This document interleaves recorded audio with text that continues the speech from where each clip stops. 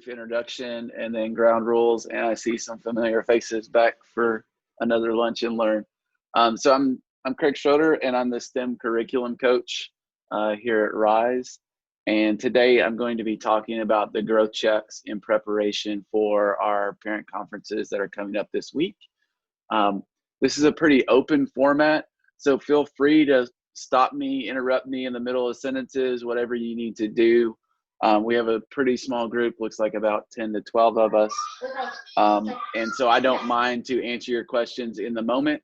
We're also recording this session, so if you know of other parents that aren't able to make it today, Ms. Boyd will send this out, I'm certain, as a link. And then feel free to ask me questions outside of this time frame. Send me an email or give me a call if you have other questions that you'd like to talk about individually, and we can do that as well. So hopefully today we'll cover all the things you want to know about. But like I said, if I'm not covering something you want to know about, just interrupt me. Director Jacobs, did you want to add anything else before we get going? I just wanted to say it's great to see you all here. Thank you for being a part of our journey and learning with us as we talk about something that's really important to our foundation of a school, and that's progress, right? And that's growth. And that's something that you'll see in everything we do. So we're excited to talk about something that at this point is not within every Fayette County public school, but we started the conversation early, and we're excited to be able to offer what we feel is more of a true reflection of scholars' learning as opposed to letter grades. So thank you, Dr. Schroeder. All right, and I'm going to try to monitor the chat, but if you feel more free or feel better about typing in a chat message or a question there, feel free to do that. And I'll try to glance over. I've got 3 different screens, so if I'm looking one way or another, it's to see the presentation or to see your all's messages. So just give me a thumbs up if you guys can see the Lunch and Learn growth checks rubrics. All right, great. Get Mr. Costner in there. All right. So we like to start off with our mission and vision with all of our meetings. So it's on the screen, and we like to have people read it. So would anyone like to volunteer to read our mission for Rise STEM Academy? If so, just unmute yourself and go. Our mission is to empower girls with a robust education by developing authentic STEM and leadership experiences through inquiry and performance-based learning, ones that bring the classroom into the real world. Thank you very much, Ms. Carver. And would anyone like to read our vision?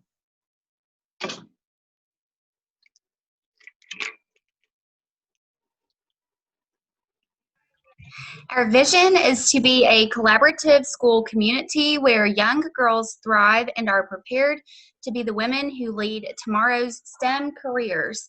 Further, our goal is to revolutionize the face of the STEM industry. All right, thank you, Ms. Hurt, for participating and sharing that. I think it's good to stay grounded and remember what we're trying to do on a daily basis with the mission and vision. All right, so I've split this presentation into 3 distinct groups. I have a formal question slide at the end of each of those 3 sessions. I'll kind of break it up. And so, again, if you have questions along the way, feel free to ask them. If not, at the end of each of these sections, then there's a place for us to stop and pause and talk about things that were in the slides. All right. So a couple of things here on grading. So quote is that grading is not essential to the instructional process. I'm sure that in our everyday lives, we all learn a lot of things without being graded on them and given that information. And so we've stressed with our teachers that we can teach without actually giving grades and that students can learn without those grades. What is essential is that we do this checking in and this formal assessment process where we're going to diagnose where the students are and try to meet them at that level. So we're not a judge, we're just giving feedback as to where the scholar is in their journey and their growth in attaining these standards that we've set forth. So we're very intentional that we did not call these grade cards. We had a long discussion about that and what we were going to do. And the growth checks really envision what we think they should be, which is an opportunity to open up a discussion about where the scholars are currently and where they're headed, and what implementation we need to do from the teaching aspect in order to meet them at that level and move them further along. Most of us grew up in a system that was grading, so we're familiar with A, B, C, D, E maybe, or an F, depending on where you were.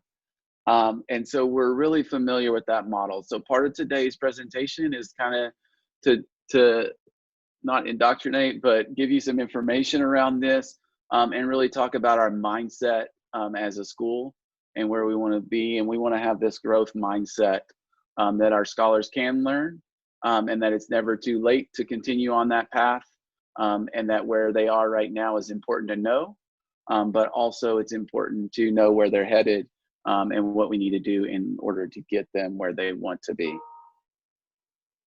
All right, so why are we using growth checks? I wrote down 5 different reasons here. The first one is to give this standards-based feedback. At the district level, there's a big push now to go to standards-based, and we're kind of leading that charge, and kind of out in front of everything. So there are some growing pains with that. We know we'll make some missteps. We've already adjusted in our growth checks for the second quarter, and we'll continue to do that. So this is a work in progress. But the idea behind the growth check is to give you that standard-based feedback. Some of it is written in technical educational jargon. And so part of what we want to do is kind of break that down and open up the conversation to you all to what does this actually mean and what should my scholar be doing. And those are things that you can have conversations on in your parent-teacher conference. It's important to note that every scholar is on their own individual path. And so every scholar is at a different place at the same time. And so we want to be cognizant of that and not make group decisions throughout. We want to make sure we're making individual decisions for your scholar. And our growth checks allow us to do that and to check in, and on our end to make some decisions about where to go. These are opportunities for growth. We want to have that growth mindset moving forward. We want you to be open that every scholar can grow. Even if they've mastered standards, they have room for growth. If they haven't mastered standards, they have room for growth in those areas. And so we want to highlight the areas that they're doing well, but we also want to highlight the areas that we want to address and we want to design some instruction around. These are not stagnant and cemented. Talked about, what we went through. My grades were in stone, and I still have my 3rd grade report card, and it still says that I had some discipline issues. I can't get away from that. But we want to make sure that we are building within our scholars this mindset that regardless of what today is, they still can have an impact and change for tomorrow. And we don't want them to get stuck in a cycle of, I can never achieve that. I got a poor grade this semester, and so that's in stone. That's not the approach we're taking at the school. We're doing a spiral curriculum, which I'll talk about a little bit, in which we're going back and we're teaching these standards throughout the year. So if you don't get it in September and you haven't mastered it, you still have an opportunity to master it several more times throughout the year. And we think that is the best way for scholars to continue moving in the school. And then finally, why the growth checks? It's a great way for us to communicate. We know that most schools have 2 parent conferences a year. We're striving to have 4 with you, so we have those check-ins and those communications, and that you're a part of this process, and so that you can speak up and say, especially in this environment, you're seeing the scholars a lot more than we are. And so that communication piece is really important, that we know exactly what you're seeing at home. So this opens up that opportunity for you to make those things known. All right, So our process is cyclical and it has 3 parts. So the first part is these explorations, the instruction that your scholar is receiving each day, and what they're going through. The second part is our assessment on our end. We've just opened up a biweekly assessment cycle that I'll talk about a little bit later. We also have MAP data, we have Imagine Learning data, and we just have the everyday data from our teachers to make assessments. And then the growth checks are part of this communication back out to you as to where your scholar is currently. So we want to keep doing that cycle over and over. We do it 4 times in earnest throughout the year in terms of our growth checks, but we're doing this on a smaller scale weekly with our teachers, and them instructing, assessing, and then communicating back to you. All right. I know we had an entire lunch and learn on curriculum, and I know that, or Ms. Director Jacobs covered it in another session, but I just want to do a curriculum refresh real quick. We're using the STEM roadmap as our guidance. That roadmap covers all of the science and engineering standards, and we're trending towards a transdisciplinary model, which means that all of the disciplines are covered and interwoven together. We had a faculty meeting this morning where we talked about that again. We know we're not at a transdisciplinary model right now. Part of that is being a new school, and part of that is being in a pandemic as well. And so we've had to make some adjustments, some things that get out of that a little bit in terms of what we're doing. So the model looks a little bit more interdisciplinary right now, where we have math and language arts and the STEM explorations going on, but they're not necessarily interwoven as we like it. And we know that even if we were in school, that would be a process to build that curriculum. So we're always looking to improve, and we're always looking to build upon that. So hopefully we will continue to trend more towards the transdisciplinary as we're able to do that. With that, there are year-long explorations. Your scholars should be collecting data since the beginning of school in certain themes. And then at the end of the school year, they have a performance-based task that relies on that data. So we're really trying to get them into a model that's much different than traditional model, where you might do a unit for a month or 6 weeks, and then you move on to the next unit, possibly forgetting that information, receiving a grade, and just going on. We are spiraling and collecting data throughout the year so we can make long-term predictions and really use that knowledge and hopefully mimic things that you're doing in your real everyday lives currently. So I talked about the spiraling a little bit. So we're hoping to hit on each topic at least 2 to 3 times through the year, and hopefully more. So there is that opportunity for your scholar, if they are at progressing or they're at area of concern currently, that they can achieve meets by the end of the year. And even if they don't achieve it by the end of the year, we know that that data point exists, and we can continue to build on that in the years to come. So here's a picture of our assessments. I just wrote down all the different types of data sets that we're getting. Our kindergartners just took MAP for the first time. That is a district mandate. We feel currently like MAP is not going to provide us a whole lot of data in this environment, just given the testing situations, etc. So we opted not to give the MAP to 1st and 2nd grade in the winter window, but we will give it in the spring window, which starts in March. So we'll get another piece of information there. But we also have the Literably, which measures their reading level. We have the Imagine Learning language and literacy, as well as the Imagine Learning math that we're giving. We also have the performance projects within the STEM. So hopefully you've seen those and your scholars are participating in those. And then we just have the traditional questioning, written one-on-one assessments going on. And we just started our biweekly assessments for this semester, which I'm going to talk about in the next slide, which span mathematics and language arts. So these are all different data points, and we're trying to triangulate or quadrangulate, or however many points we have, angulate them together to give us an entire picture. So we're not relying just on one piece of data. We're relying on a lot of different pieces of data in order to make these decisions. And I think it's important to note that your voice as well is a data point for your scholar, and be sure that you're expressing that in your conference or in your messages with your teacher. All right, so I talked about those biweekly assessments. We really pushed on these and kind of engineered them.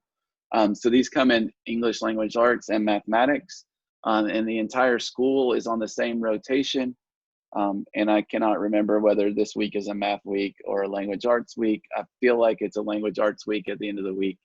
Oh, Director Jacobs telling me it must be math. All right, so this week will be a math assessment. We started these at the end of the second quarter, and they were, the end of the second quarter, we had probably 5 or 6 standards that we looked at, and then each week we'll be looking at 3 or 4 standards. Give me one moment.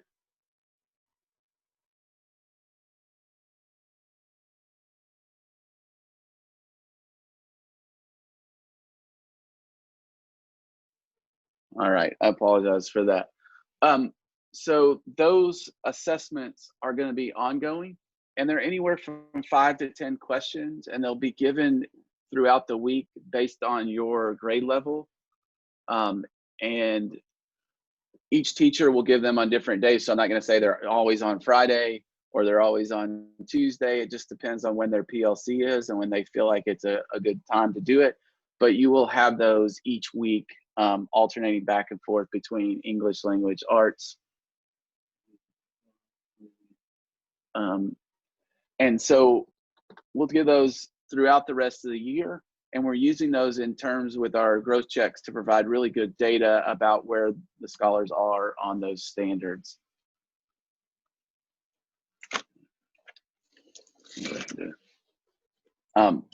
And we're developing these within our PLC. So what we're doing at the PLC level is each week we're looking at analysis rubric of the scores that come back to us. We're making individual assessment as to scholars' knowledge, as well as whole class evaluations as to whether those whether those are going to be able whether those standards are going to need to be readdressed in a whole group fashion or whether it's an individual fashion. So you guys know that we're in small groups in the afternoon for both language arts and mathematics. So sometimes those are being addressed in those mathematics or language arts groups. Sometimes they're going to be addressed again in a whole group. So we're just using this as a feedback loop and a feedback cycle with our PLCs. And it's also bringing our leadership team into those analysis, and we're looking at whole school as well based on those PLCs. So if we're having difficulty across the grade levels in a certain English language arts standard, then we can develop some professional development for our teachers, and we can address that at the school level. So it's given us a lot of different vantage points. And so I just wanted to pop this up on the screen. I think I hid all the data, but this is real data based on that. And you can see different levels of understanding here. You can see that some scholars got as many as 9 of the questions correct, which was the number of questions on this assessment. And we have as few as 2.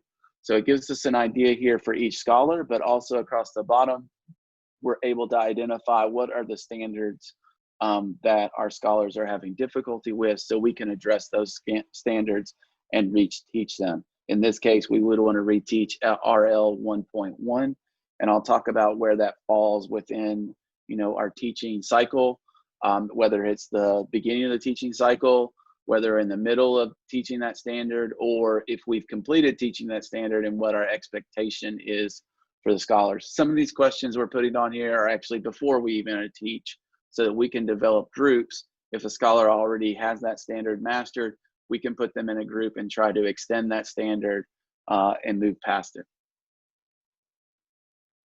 All right, so this is one of my formal breaks after the first section. So I'm open to any question And I see that, yeah, I talked about PLCs, that's a professional learning community. And so that at the grade level, that includes the core teachers. It also includes the specialist teachers, and it includes our special education teachers as well as our leadership team. So those PLCs meet at least once a week for an hour in order to plan and look at our assessment data. Thanks for that question, Stephanie. We know that we have lots of acronyms in the educational community. All right, are there any other questions? If not, I'll move on. Again, feel free to interrupt me at any point. And I apologize for that interruption. We're trying to get some cameras back online. And as the STC, the district person was trying to check those out. So I had a little bit of an interruption. All right. So Can the I next just add thing, in, Dr. Schroeder? Yeah, go ahead. For all the parents out there that are not very familiar with the standards, on the Kentucky Standards website, there's actually a section specifically for families to understand how standards work. So the fact that we're moving to standards-based, a lot of parents don't understand that concept. I put the link in the chat for anybody interested in just checking that out. So it might explain the standards a little bit better.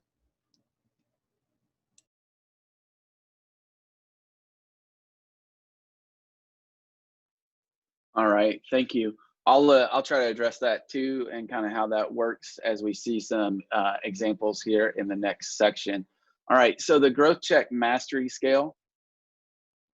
So there's 4 different things that you can see on your growth check in terms of the areas. So instead of having A, B, C, D, which are really just, I don't even know what they are from a teaching standpoint. They're just ways to categorize, but they don't mean much. We have these different choices. So 2 mastery choices. A scholar can either meet or they can exceed and be mastering a standard.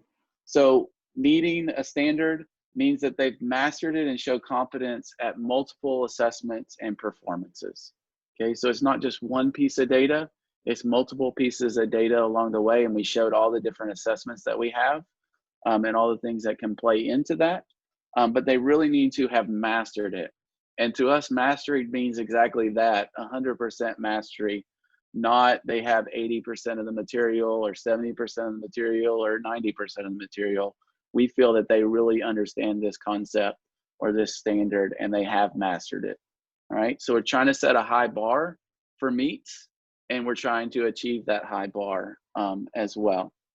Exceeds is something you should see rarely for your scholar. Exceeds means they've met the standard and they show a deep understanding of connections to other concepts and ideas. So that's taking a mathematics idea and applying it within the scientific community to something that would build some new knowledge for them, something they've never seen before. So Director Jacobs gave a good example this morning of riding a bike. And she talked about, you know, if the standard is to learn how to ride a bike, then exceeding the standard would be I can ride a bike and do wheelies and other tricks and things along the way. So exceeds is something we should visit rarely. We should live in meets and want to achieve that, and visit exceeds. So go on vacation to exceeds a little bit every now and then.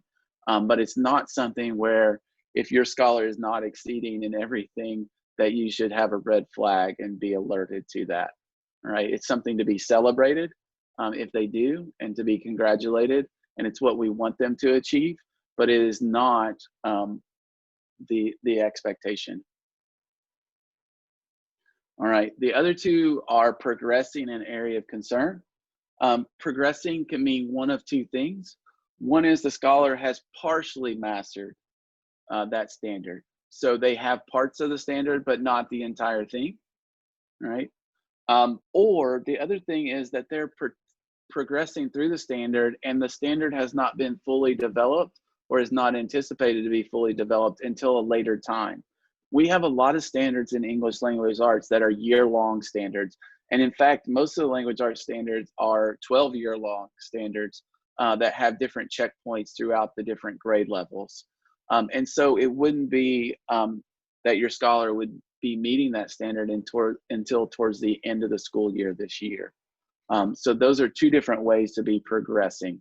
So think of it as they have been making progress, they have been doing the work, they are on the right trajectory to meet the standard, they just have not met it yet. The other one is an area of concern. This is where the scholar falls below that trajectory of meeting the standard, or they should have already met the standard if it's not a year-long standard, and the teacher feels like they need to have an intervention or reteaching of that concept or more exposure to it in order to make their way towards meeting the standard. So those are our 4 choices for our teachers. And we've been doing a lot of discussion about these and application of these. And we found that some of our teachers are bringing to the table some previous understandings of what mastery meant, etc. And so we're working to make this uniform across the school.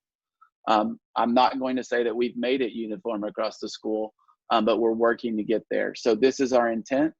And so our teachers are also learning along the way and growing. And we hope that we've done a better job for this second quarter of getting, I guess, the best way to do is say that is uniformity across all of their teachers and their application of these standards. There is still some human judgment in these in terms of what does that mastery look like.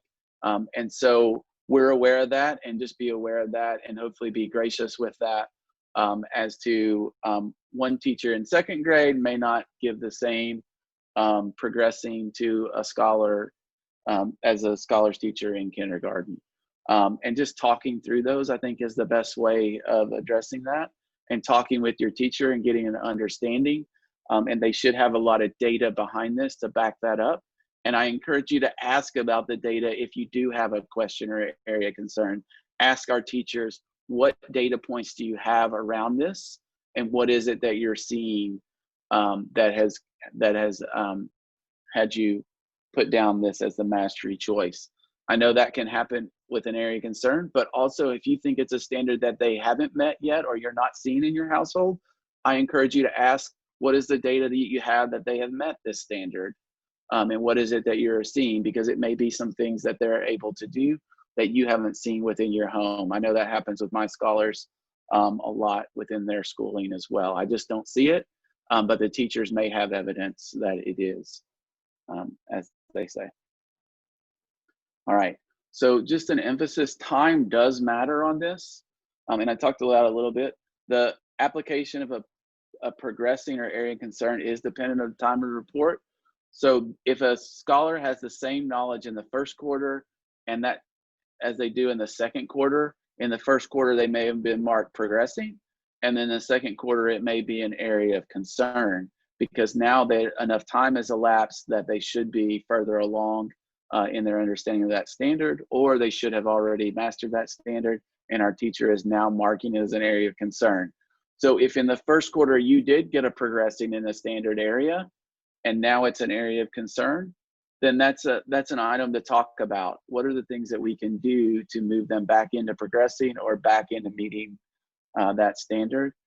And it's not that they've regressed. It may be that they just haven't made enough progress towards that standard. So this is, I'm going to use 2 other words here, formative and summative. So assessments are assessments. They're neither formative or summative. It's just, when do you give them? So a formative assessment is something that you give along the way. So back to our bike riding, you know, if I do a weekly check with my son and he's trying to learn to ride a bike, I'm just checking where they are. All right, he can sit on it. Or if I push him and hold the handlebars, he can pedal. Those would be formative assessments. Summative would be, after I've taught him how to ride a bike, where is he? So it's that end of the time frame. So summative in most cases is that end of year test or that end of unit test, but any test could be a formative or summative, just giving your perspective on what you're looking at. So if I'm looking at a unit, that end of the unit test is summative, but if I'm looking at the whole year picture, then that end of unit test could be a formative assessment that drives my instruction for the next unit. All right, And I talked a little bit about this, but anything short of perfection of a standard is just that, it's short of mastery. So we want to hold our scholars to a really high bar. Again, these growth checks don't stay on any permanent record. They are really just a conversation piece, and they are a tool for our teachers to instruct and for our leadership team to come up with different interventions for scholars, or come up with different instruction and a way to make ourselves better. We are less inclined as a school to give mastery early on, and more inclined to give mastery at the end of the year. So you should see those improve or get larger in terms of numbers on your growth checks as the year progresses. All right, I think the next slide has an example. All right, so this is what a growth check looks like. For those of us not in the education world, this may be a little daunting, but my idea is to help you through that and to make sure that you guys understand what's going on here. Over on the left-hand side is the standard moniker here and how it's recorded. Ms. Boyd mentioned that there is a website for the state that has some introduction about how to understand the standards. This is what our teachers go by and what they're responsible for instructing, and this is across the district and across the state. So obviously KY means Kentucky, and then the next number actually means what grade level. So this is a second grade standard. And then the MD here for mathematics is a different topics within there. And then the 1 through 7, 8, 9, 10 here that you're seeing, those are just different numbered standards. For you, the important part is just to read the next part.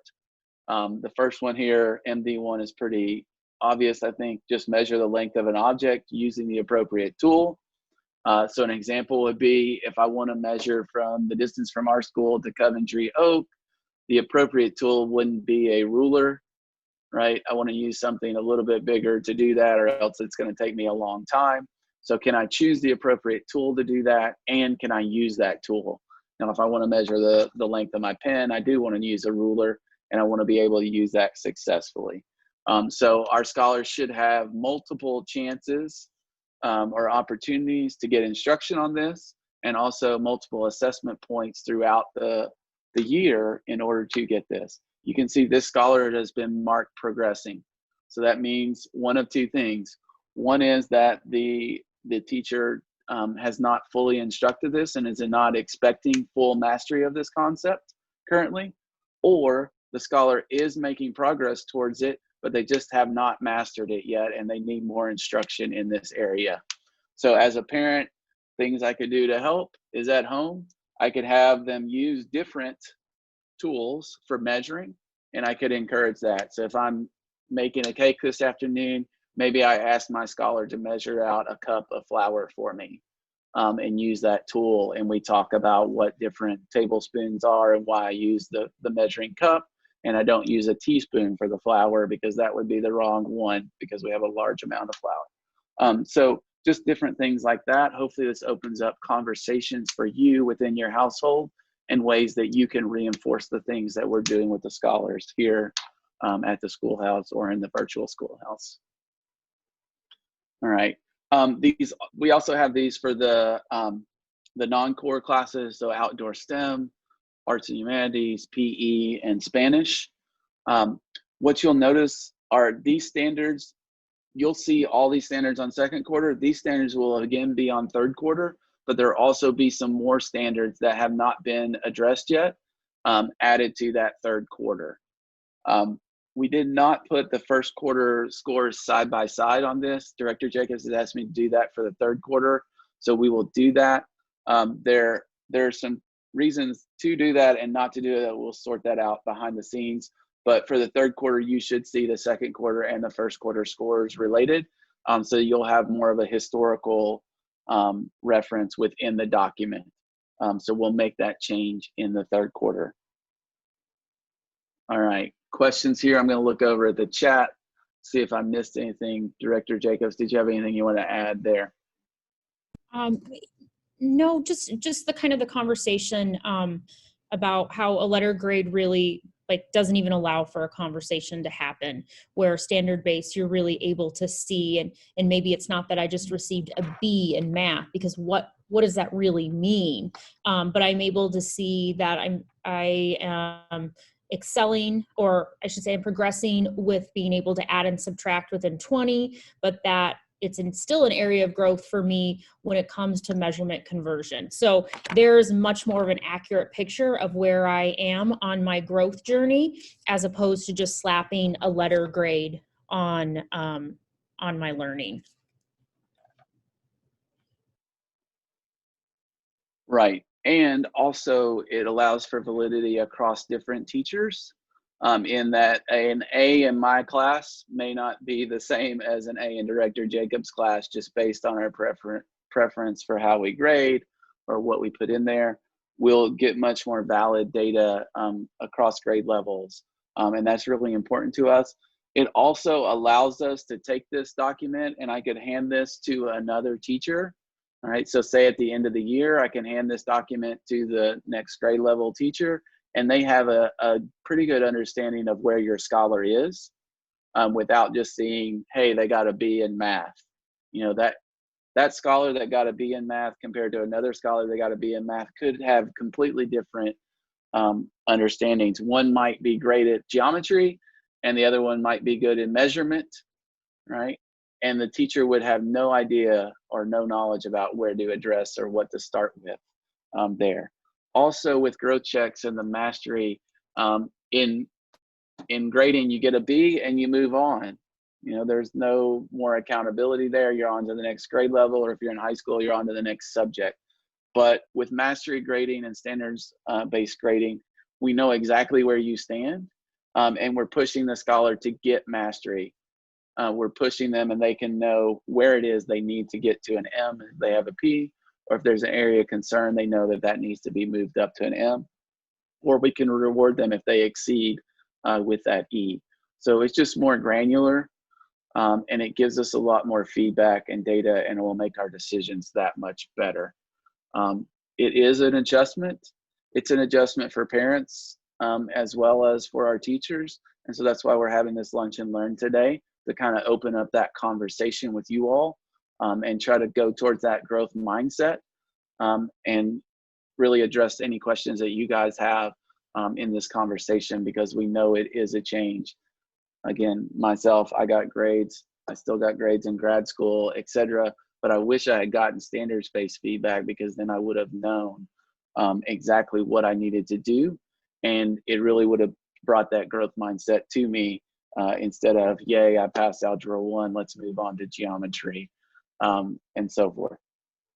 All right, if there aren't any other questions, I'll move on to part 3 of this presentation. I'm right on time, so hopefully we can continue.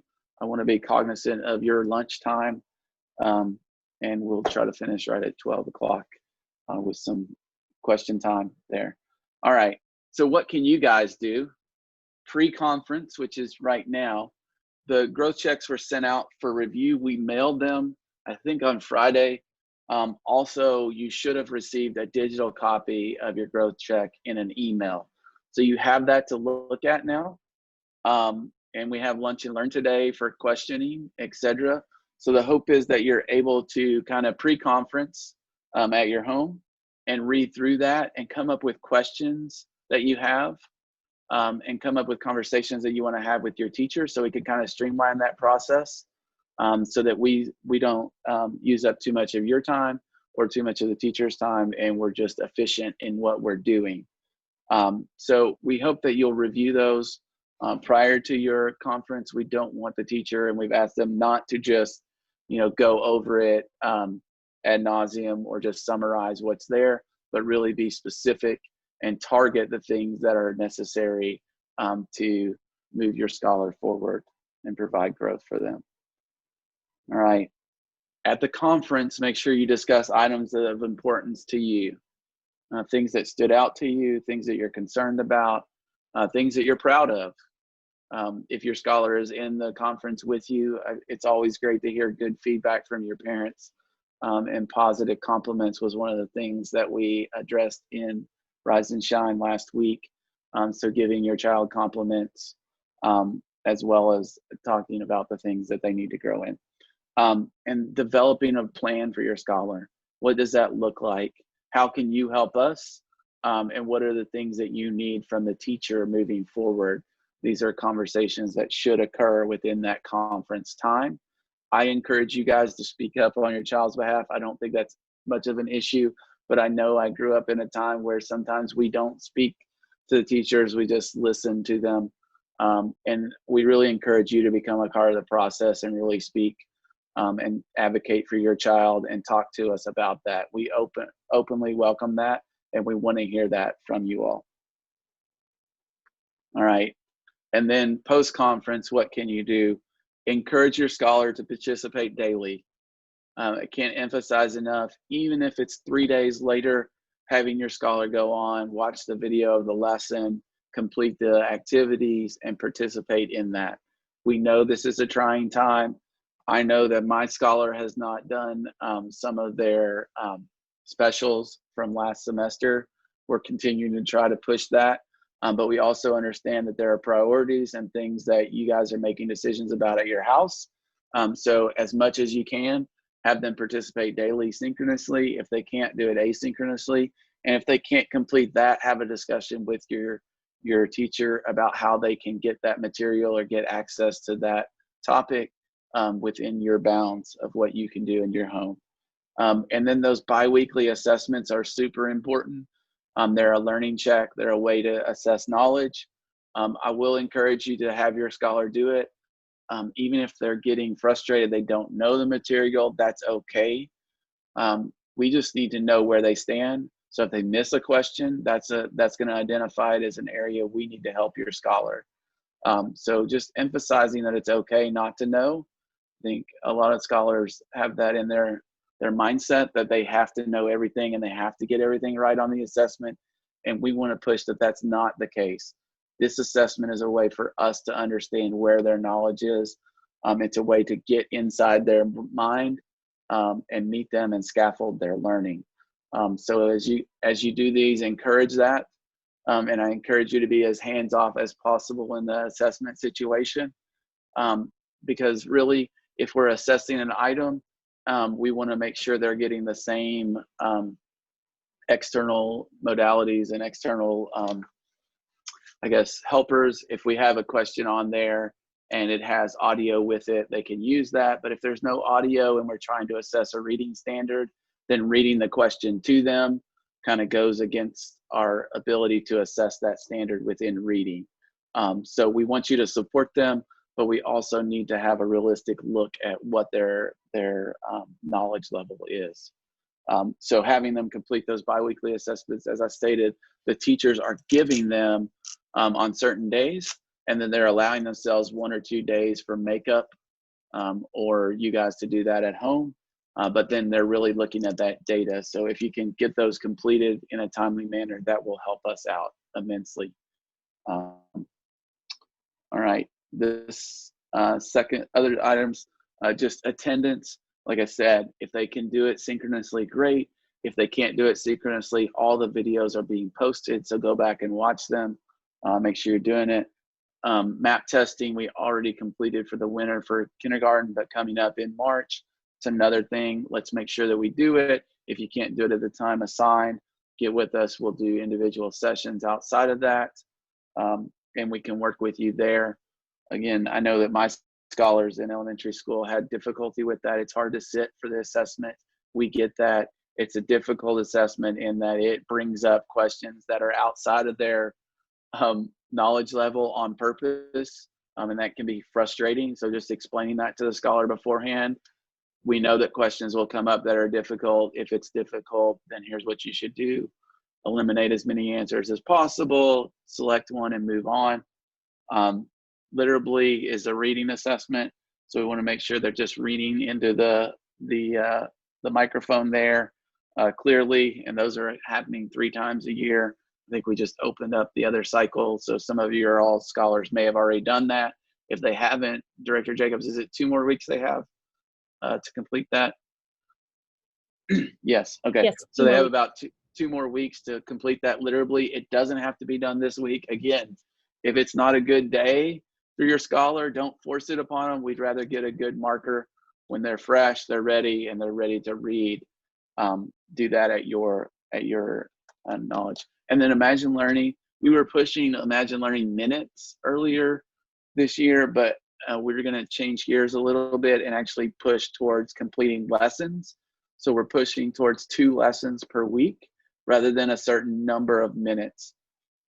There still isn't a great way for parents to get that feedback other than communication with their teachers. So we've asked teachers to communicate that out as to whether your scholar is completing 2 lessons per week. And that's just another data point that we're going to be monitoring this semester for your scholars. All right, that's the end of my 3rd segment. So now is the time for formal questions. Looks like we have about 12 minutes left. So I'm going to open up the mic for any questions that you guys have, and I'll continue to monitor the chat in terms of the growth checks and the rubrics that we went over.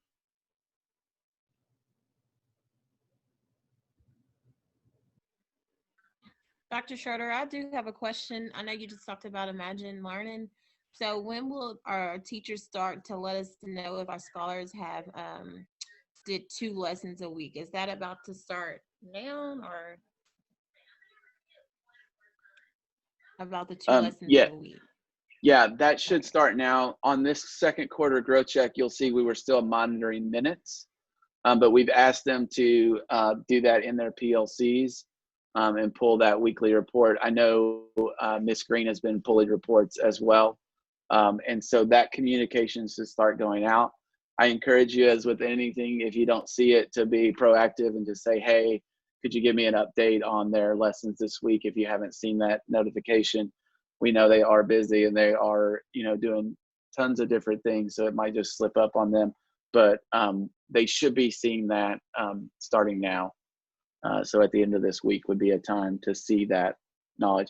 Now, we have asked them to pull them, so they may pull them over the weekend and get it to you on Monday, just because we want to be open and allow people time. As I said, the week doesn't end until Sunday technically. And so scholars may be doing Imagine Learning on Friday, Saturday, Sunday, whatever works for them. Absolutely. Thank you so much. Appreciate it.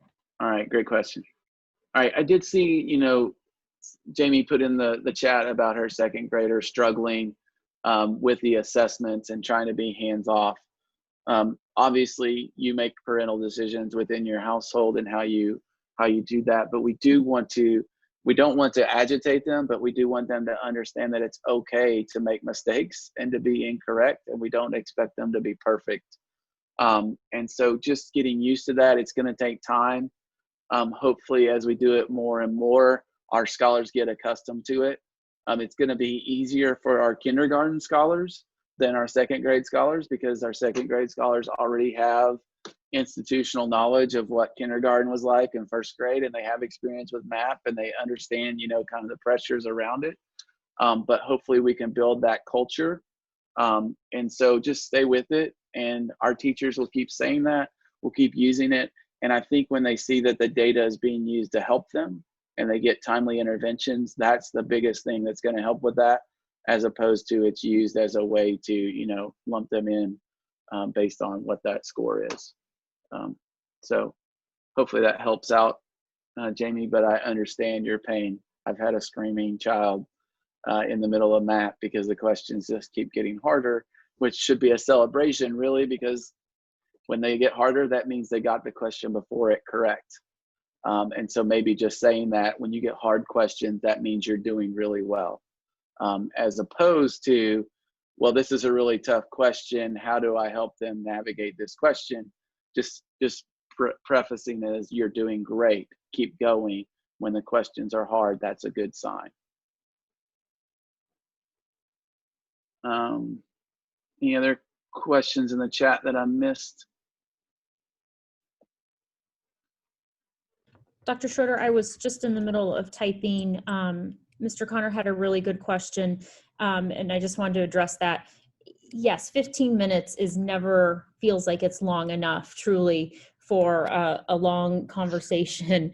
So we know that, and we really hope that that these conversations can be continuous throughout the year as well. And so if there is something that you want to spend additional time asking your classroom teacher questions regarding, they are available at other times too to have that conversation. So we don't ever want to just make it that they're the 4 times a year that families and teachers have that opportunity to collaborate, but we want that to be an ongoing conversation. And so please just, they are here and certainly wanting to build strong partnerships with you too.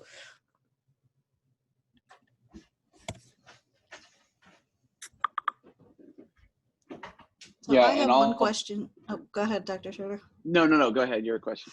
I was gonna say, my question is on the growth check, it has the literally reading level on it.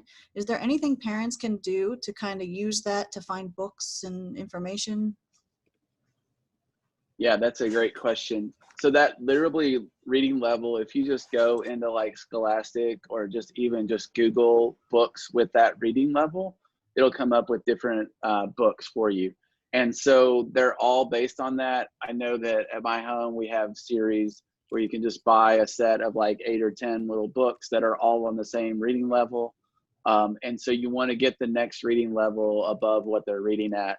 And have them read those. So A is literally just 1 or 2 words on a page. Like you'll have a picture of a whale and the word whale underneath it, and then they just get progressively more difficult and build up. So it's really that scaffolding. And so you can find those.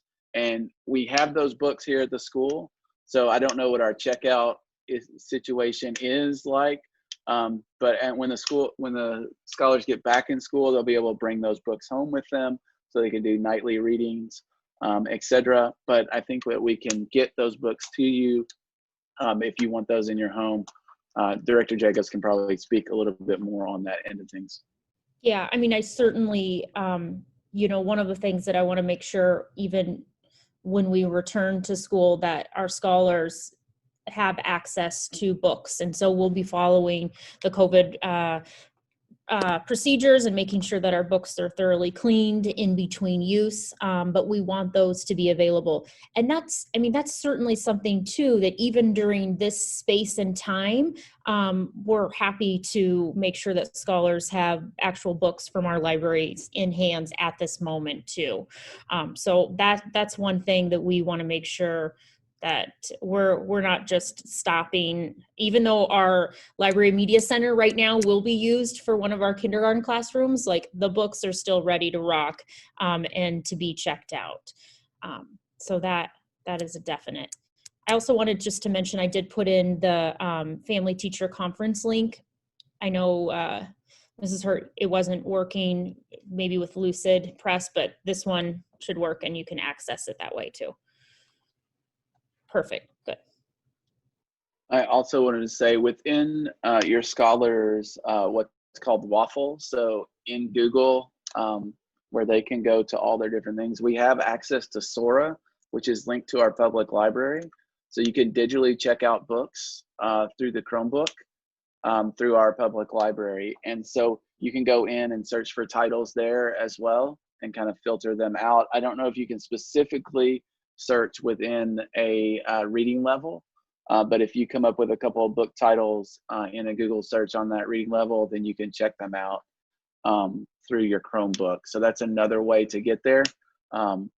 So I can't remember if we have those directions online, but I know that our teachers are able to do that, and maybe we'll push that out to them so they can teach your scholars how to get there and get books that way, because there's a lot more available there than we could have in-house for sure. Dr. Schroeder, just one more thing that I was going to let our families know is that in regards to the literally level that you're getting on the growth checks right now, that is still reflective of the fall administration for Literally. And so just know that as our scholars are in the process right now of taking Literally, and I say the process because it's not typically a one and done type thing. We really want to allow our scholars to continue to progress and continue to take it until we really find out where that ceiling for their independent and instructional level is. Not that we're trying to create this environment of frustration, but really wanting to see kind of exactly where they're at. Those will be updated soon, so you will have a new level for that. But just know that that level you're seeing is from the fall administration. And I dropped the Sora link within the chat if you want to go ahead and click there and get it saved into your bookmarks. So that's just the access, and they have access from their student account through the public library. There's nothing else you need to do. They can just sign in with Google.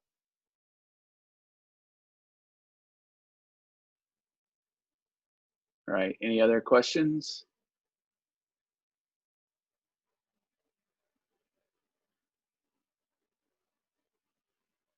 Okay, well, thank you guys for inviting me to do this. I hope we opened up a conversation. Oh, I know Ms. Carver had asked earlier, our teachers are open to communication. I think they're all pretty good with using Dojo. So if you want to just send them a quick message on Dojo, that's a great way to start up a conversation and keep an ongoing conversation. We've looked into several different methods of communication. We know it's not always convenient to pick up the phone and make a phone call or have these conferences, and email is not always the greatest way to get across things. But please reach out to them, whatever communication method you like, and communicate with them and have more frequent conversations with them. It's not just limited to these parent conferences. We really want to make you guys a part of this conversation and take into account your point of view and really bring you along as a help at home and a support, especially in this time where we're not seeing your scholars in the building, and you guys are the main point. So shout out to you guys. I know it's tough. I know we're all in a tough predicament, working at home and performing a teaching role. So give yourselves a pat on the back. You've made it so far, and hopefully we'll get the scholars back in the classroom here shortly.